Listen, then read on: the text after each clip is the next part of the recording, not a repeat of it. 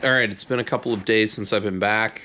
Started working at my real job, but in the meantime, I figured I would continue trying to record behind the scenes stuff as I move into post production on Blood Debt slash title to come. The weird thing I've been dealing with leading into post production, obviously, is just the process of figuring out what I have to do editing wise for it. But more importantly, a weird glitch is happening, I think, with my PC, where it's not necessarily recognizing the drive that the entire movie is on. So, Alan, that's something that I need you to troubleshoot for me at some point in life. Is it still recording? I hope it's still recording. Anyway, okay. So, what I thought I would do is go day by day with dailies. Now, I've already looked ahead. I'm actually reviewing dailies for day. Let's find out. Let's open up the project and find out. Let's see here. Also, my office doesn't have the infrastructure to charge multiple USB-based rechargeable things. So that's something else that I need to figure out along the way. Okay. We are on day 7, so I'm looking through dailies for day 7. As you can see, this particular day, we had, we shot almost 3 hours of footage. So when it comes to filming my daily, or when it comes to reviewing dailies, I'm not necessarily reviewing every single clip, which I know I should do. Because I'm going to be editing the whole thing myself, I am only reviewing, generally speaking, the first 1 or 2 shots of each, 1 or 2 takes of each shot, just to see what I have to work with, how I'm going to edit it, and that sort of thing. So that way I can kind of get through all of the day's footage. However, as I was watching all the footage, other stories came back to me about like the process and what happened. So I think that's going to be my goal, is to, like, while I'm doing a vlog, I'll kind of keep you guys updated, but also give you guys some reviews. And if I keep touching the back, it's because I'm filming on my GoPro. Anyway, I will try and talk about like some of the stuff that went into either filming each day or some of the philosophy behind like why I filmed it the way that I did, or that sort of thing. So we'll see if the whole thing ends up getting like screwed over. You know, I can update you on that. I already know that there's a couple of VFX shots that I'm not looking forward to, and maybe I'll document how I'm going to get around those as I get to them. I don't even know how well you can see my footage here, but you know, I'll try and do a little bit of like what goes into this. So this is a scene that happens later on. Now, the way that we shoot the whole movie is we shoot it in something called log footage, which obviously, like, if you're a fan of this kind of thing, if you've been watching this kind of thing, you probably already know what log footage is. But it's basically, to put it in sort of like as dumbed down terms as possible, it's a type of footage. It's not really a type of footage.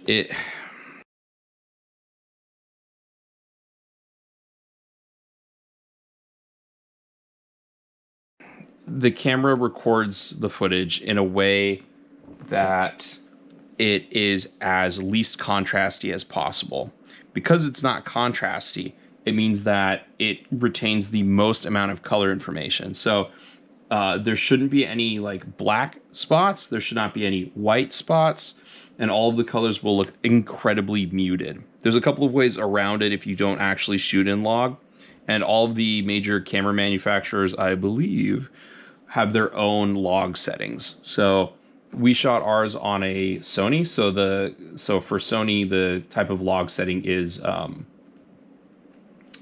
Sony S log. So for what I like to do is I like to every now and then take a frame, put it into what's called Rec 709, and this is where my movie knowledge goes bad. I don't actually know what Rec 709 means. I just know that Alan set our general lookup table to 709 so that it looked as normal as possible. I'm not gonna lie, I think I suck at vlogging, but I'm gonna keep trying anyway. Quick aside on the Rec 709. So Rec 709 is a standard format for HD TVs. Did I say HGTV? No, not home and garden TVs. HD TVs. It's sort of a standardized color gamut for broadcasting and theoretically filmmaking. And since more and more projectors are digital only, it probably makes sense. So though I said I didn't know what 709 is, I do know what Rec 709 is. Suck it, past Matt. Future Matt finally gets a W here. So in DaVinci, we're going to create a new node. I will consult with people smarter than me, whether it's wise to actually create a new node or if I could just do this on the base node. I like to have it on a new node just so that I have like an extra step. Now, I'm going to go to LUT, which stands for lookup table. Basically, it just assigns color values. Go down to Sony S-Log3. I believe the camera we're shooting on is S-Log3. When I put that on, it gives me a much cleaner image. If you guys notice, and probably not going to be able to see too well because it's so warped, but if I were to turn it off, I'm just going to hit delete, you can see the image goes from sort of dull looking to incredibly vibrant. Now from that, I'll go in later on and I'll add more to it. But I mean, like even now, if we look at how it looks right now, highlights are blown out a little bit too much, especially for my liking. I'm gonna just delete it. See, yeah. So look, the highlights are super high. So it just makes me think that maybe instead of S-Log3, maybe we're shooting on S-Log2, but even that's not quite right. So anyway, when this happens, you go and you adjust the exposure, you adjust all these other controls, which I will get into later because right now I am just looking to see what the base image looks like as I scrub through just to see how everything looks. And obviously, like I said, a little blown out in the highlights. We'll adjust that later on. So I'm bringing in my new batch of dailies. So what I do is I create a new timeline. Let's go right there. It's going to be called Day 8 Dailies. From there, I look just at the A7S3 footage. My DIT guy, Alan, you'll probably hear me mention him a lot in these BTS. He's the guy who kind of gave me, well, he's a genius. He has his own YouTube channel. YouTube channel's great. Very eclectic. He gave me, he had his DJI sports cam. Action cam. And so he would use that to record BTS. And I was like, well, I have this GoPro I'm not using, so I might as well use it to record BTS footage and then cut it together quickly. All right. So he synced all of the sound using time codes minus the handful of audio tracks, which I will have to manually sync if I even need to sync them. Those are for any tracks that are above 23.976, which again, 23.976 is roughly the frame rate that American movies shoot at. Why 23.976 and not 24? Because of projector technologies from a century ago. Okay, so barring that, I just drag it all in, and we recorded. Our final recording was, it looks like we have usually about 6 different audio tracks. So if you look over here, maybe even as much as 8, because look, it created 12 total tracks. So let's take a look. Oh, here we go. Look at this. We have some duplicates here. All right, we'll go down to 7 and 8 here. Oh, here we go. Look at that. Oh, dang. It's a lot right there. So this clip in particular, which is, I don't even know. We'll find out. All right, so we'll take a look at that in a second. So yeah, I drag all of the files in, and it looks like total footage that we shot, total compounded footage, was about 2.5 hours this day. Do I remember what we shot on day 8? No, but I'll remember by the end of it, that's for sure. All right, so that's just another update on the editing process of editing a feature film. So I guess a thing about dailies. One thing that I'm doing my best to do for this is I am trying to mentally make my edits without physically making the edits yet. I want to have a rough idea of how I'm going to put the scene together. So for example, on days that we got a lot of coverage, I know where my lead in and lead outs are, which are important to have. But for the rest of it, my goal is to kind of just look at a couple of clips to see what we have, think about how I want to cut all of it together, and then when it gets time to edit, like I said, I think a little bit earlier, I'm going to edit in reverse. Okay, that's confusing. What does that mean? I do it in take reverse order. So generally speaking, your best takes are going to be the last takes you shoot. Usually probably the second to last or the last take, right? You usually shoot your safety take. So you'll kind of want to start there. In a couple cases, we would end early. We would get the take we needed, and then I would say, let's get a safety take. By the time we're getting the safety take messes up. So there will be some backwards scrubbing. If I were smarter, I would be taking detailed notes.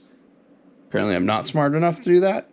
But, so yeah, that's the goal, is to go in reverse order. Now, with certain dialogue scenes, the way that we shot it, we just shot the dialogue all the way through.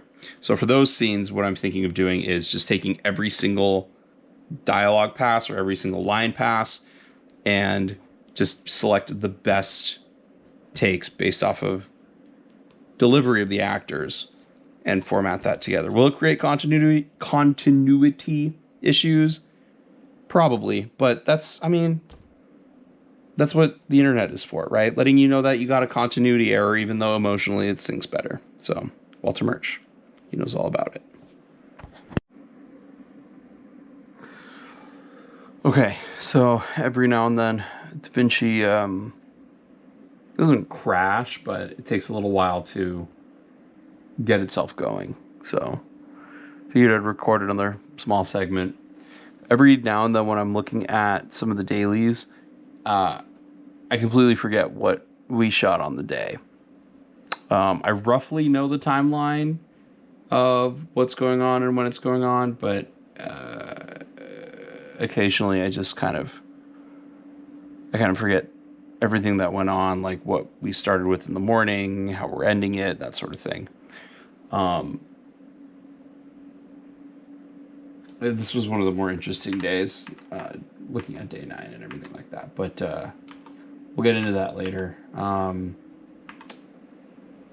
Yeah, so I'm planning on trying to remember everything that happens and going day by day, but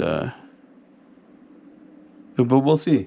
Anyway, the point is, I'm looking at the dailies for day 9.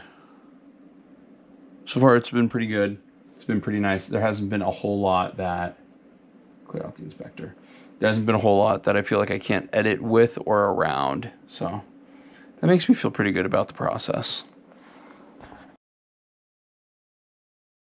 Maybe my times were off. So yeah, on the first day, it looks like we got an hour, almost an hour and a half of footage. Second day, we got about 2 hours. Third day, an hour and a half. Fourth day, about an hour and 40. Fifth day, less than an hour. I think fifth day was the day that we were shooting an intense scene. We'll get to that. The sixth day is 2 hours and 20 minutes. Yikes.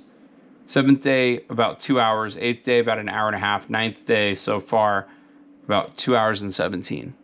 Not bad. First day, anything interesting to talk about? I mean, there's a lot to talk about.